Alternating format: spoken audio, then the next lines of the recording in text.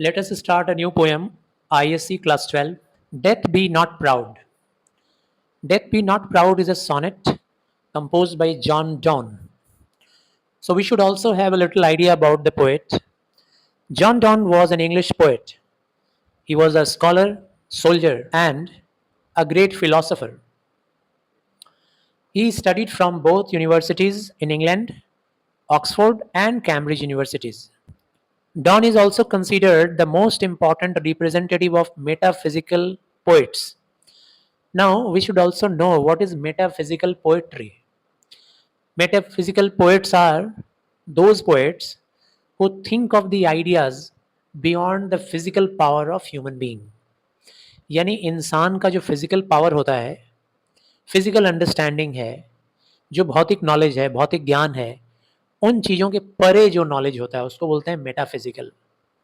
Beyond the understanding of man, beyond the approach of man, जो natural ना हो इंसान के लिए, ऐसी चीज़ों के बारे में जो पोइट्री लिखा जाता है उसको बोलते हैं मेटाफिजिकल पोइट्री.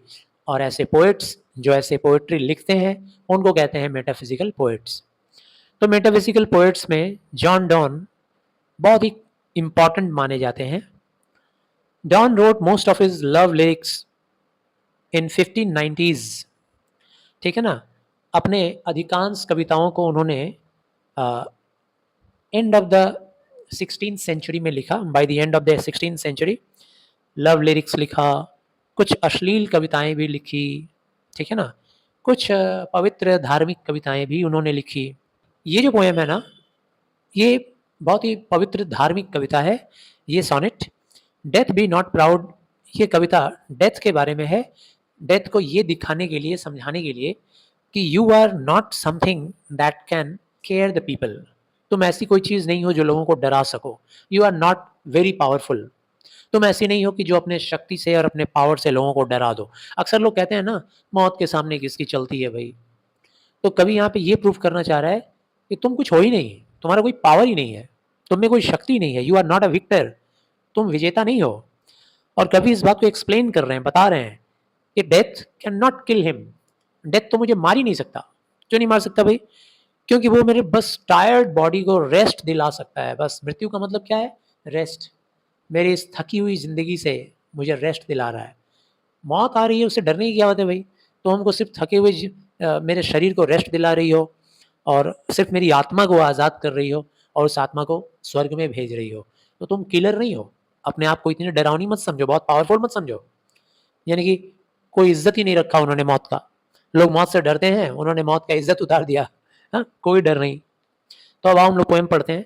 तो सबसे पहले ये जान लो कि this poem is a sonnet. Now sonnet आप लोग जानते होंगे कि sonnet is a poem of 14 lines. ठीक है ना. तो यहाँ पे भी 14 लाइन्स है, आप देख रहे होगे.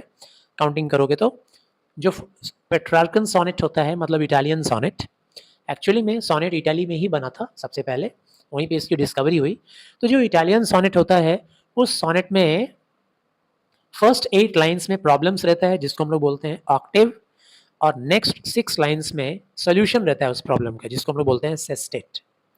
ये पोएम भी एक इटालियन सोनेट है जिसमें फर्स्ट प्रॉब्लम दिया हुआ है 8 लाइन्स में और नेक्स्ट में टॉपिक चेंज हो गया है. It should not be called a solution but it should be called an explanation. तो देखो सबसे पहला लाइन क्या है. Death be not proud. ए मौत, ज़्यादा घमंड मत करो अपने ऊपर, ज़्यादा गर्व मत करो. किस बात का गर्व भाई? मौत को किस बात का गर्व होता है? मौत सोचती है कि हमसे सब लोग डरते हैं, मैं बहुत पावरफुल हूँ, मैं सबको डरा के रखती हूँ. बी नॉट प्राउड, ज़्यादा घमंडी मत बनो मौत. Though some have called thee mighty and dreadful. Though का मतलब क्या होता है? हालांकि.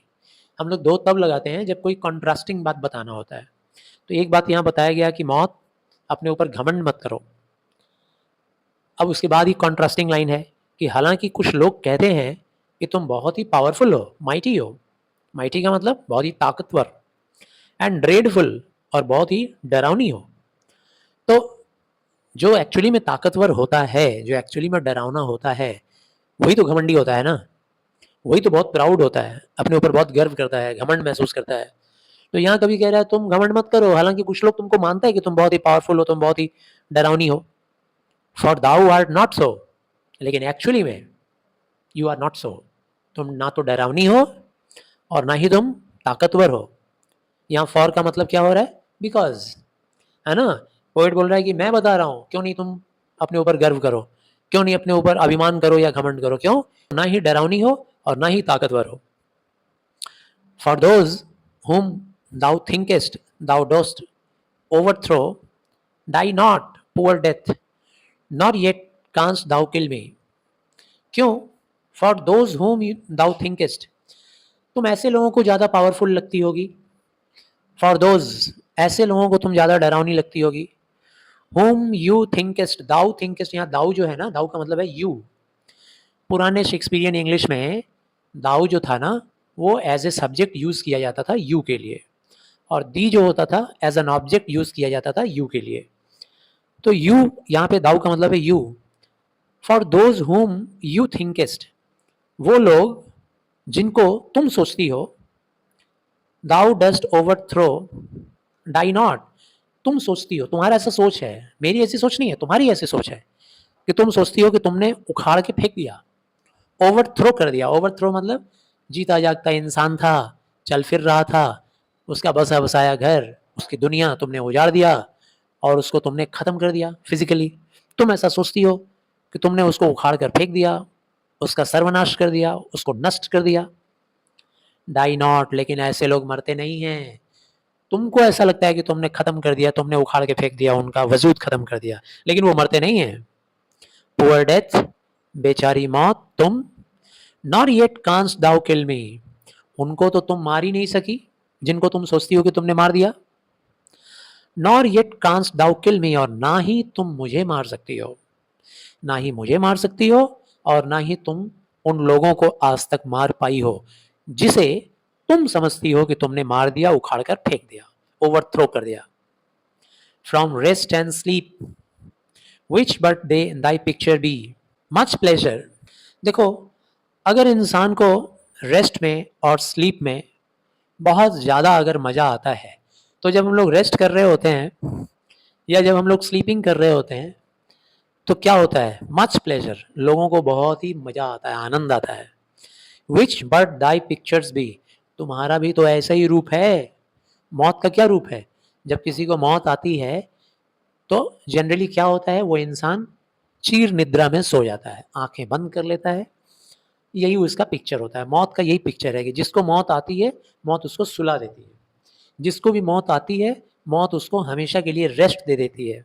तो अगर तुम्हारा यही पिक्चर है कि लोगों को रेस्ट देती हो, लोगों को सुला देती हो, तो मज़ा ही मज़ा है रेस्ट करने में और सोने में।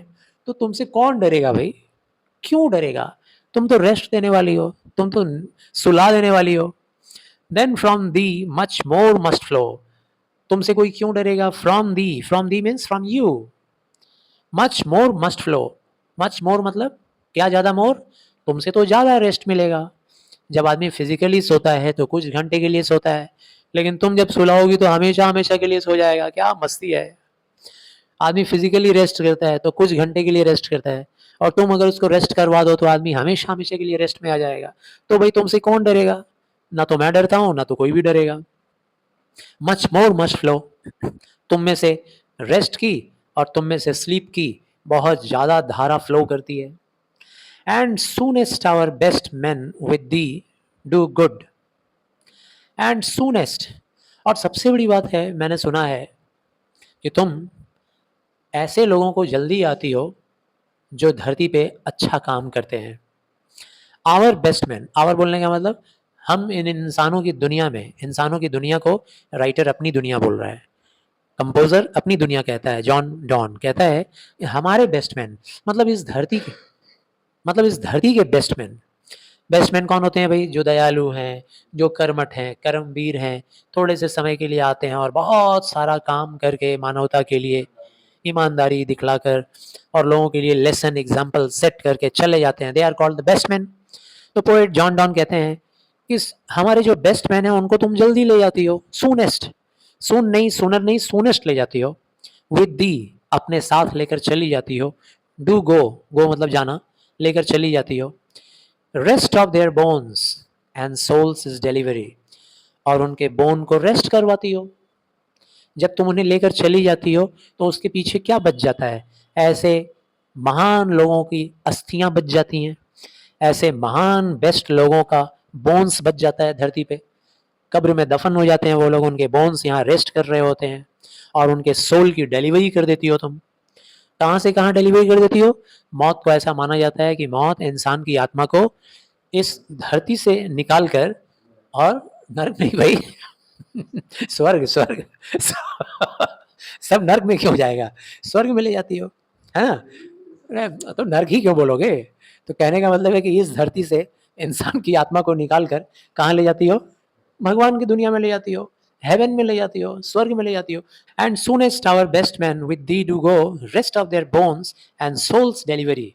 जैसे होता है ना, फ्लिपकार्ट वाले डिलीवरी करते हैं सामान का, अमेजन वाले डिलीवरी करते हैं, तुम भी डिलीवरी करती हो। क्या डिलीवरी करती हो? इंसान की आत्मा को डिलीवरी करती हो, उसके शरीर से निकाल के, इस दुनिया से निकाल के उस दुनिया में, द वर्ल्ड ऑफ इटर्निटी में पहुंचा देती हो, भगवान के पास। Thou art slave to fate। अब देखो नेक्स्ट 6 लाइन जो है ना, अब तक तो हम लोगों ने पढ़ा कि मौत से पोएट क्यों नहीं डरता है और लोग क्यों नहीं डरते हैं। अब यहाँ पे रीजन बता रहा है, एक तरह से एक्सप्लेनेशन दे रहा है, ये सेस्टेट में लिखा हुआ है। तो पोएट कहता है, thou art slave to fate. कोई तुमसे क्यों नहीं डरता है? क्योंकि तुम तो नौकरानी हो, तुम तो गुलाम हो भाई, तुम तो स्लेव हो, दासी हो, दासी। किसकी? फेट की, किस्मत की दासी हो। किस्मत, भाई लोग कहते हैं ना कि अब उसकी मौत आ गई, जिंदगी में उसको यहीं तक मरना लिखा, मतलब यहीं तक, जिंदगी में उसको यहीं तक जीना लिखा था, उसका किस्मत में अब यहीं तक जिंदगी था, तो अब उसका किस्मत आ गया मरने का, जिंदगी अब साथ छोड़ रही है। तो किस्मत की तुम गुलाम हो। किस्मत अगर ना आए इंसान के जीवन में, मरने का योग अगर ना आए, तब तो तुम कभी आ ही नहीं पाओगी और वो इंसान मरेगा ही नहीं। और किसकी गुलाम हो तुम? चांस की गुलाम हो, एक्सीडेंट की। बाई चांस भी इंसान की मौत होती है। अगर एक्सीडेंटली मरना है किसी को तो वो चांस से मरता है, अगर ऐसा चांस ना आए तो इंसान मरेगा ही नहीं। किंग्स, और किसकी गुलाम हो तुम? राजाओं की। पुराने जमाने में राजा महाराजा लोग जो होते थे, किसी को भी पनिशमेंट दे देते थे, इसको सजाए मौत दो, है ना? तब मौत आती थी। राजा नहीं चाहेगा तो मौत आएगा ही नहीं। कभी कभी राजाओं में आपस में लड़ाई हो जाती थी, एक राजा का दूसरे राजा से युद्ध हो जाता था, तो उसमें भी मौतें होती थी, हजारों लाखों की संख्या में लोग मरते थे, मैसेकर होता था, तो उस मैसेकर में भी हजारों लाखों की मौत होती थी। मतलब राजा अगर शांति बनाए रखता तो कभी वो लड़ाई होती नहीं, तो तुम कभी आती नहीं, तो वहां भी तुम राजाओं की गुलाम हो। डेस्परेट मैन की गुलाम हो। ऐसे भी कई लोग होते हैं डेस्परेट मैन, जो जिंदगी से उब गए हैं, निराश हो गए हैं, आत्महत्या कर लेते हैं, अपना जिंदगी डुबा देते हैं, नर्क में डाल देते हैं, अपने आप को मौत दे देते हैं। अगर ऐसे आदमी डेस्परेट ना रहे धरती पे तो मौत आए ही ना किसी को, तो यहां भी तुम गुलामी कर रही हो। And dost with poison war and sickness dwell. And dost with poison, और मौत कहाँ कहाँ आती है? पॉइजन के साथ आती है, जहर के साथ, वॉर के साथ, सिकनेस, कई बार आदमी बीमार पड़ता है तो मर जाता है, तो बीमारी में तुम हो, ड्वेल करती हो, ड्वेल करना मतलब रहना, बीमारी में तुम रहती हो, वॉर में तुम रहती हो, जहर में तुम रहती हो, है ना? अच्छी जगह में तो तुम रहती हो नहीं। And poppy or charms can make us sleep as well. अब अगर हम बात करें नींद की और रेस्ट की, तो तुम्हारा वैल्यू तो उस पॉपी के जैसा है, तुम्हारा वैल्यू तो उस चार्म्स के जैसा है। You are as valuable as the poppy and as the charms. Poppy क्या होता है भाई?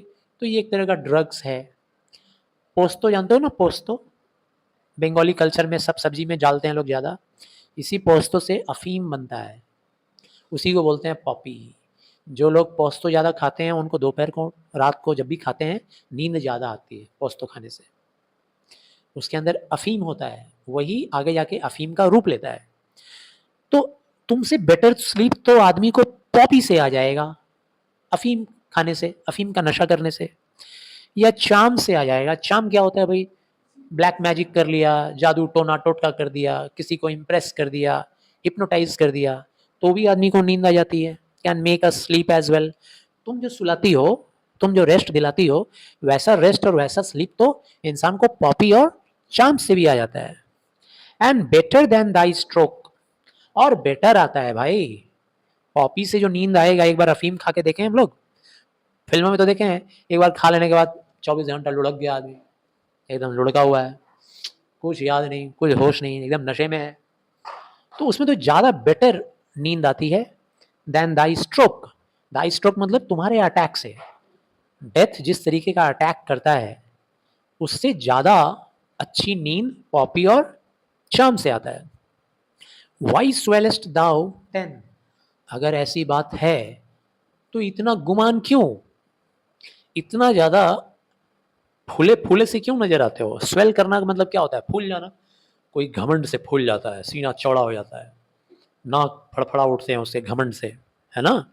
इतनी ज़्यादा घमंड किस बात की। स्वेल करना मतलब यहाँ घमंडी फील करना। दाऊ मतलब यू, वाई स्वेलेस्ट दाऊ देन, तब फिर तुम क्यों इतना घमंड करती हो।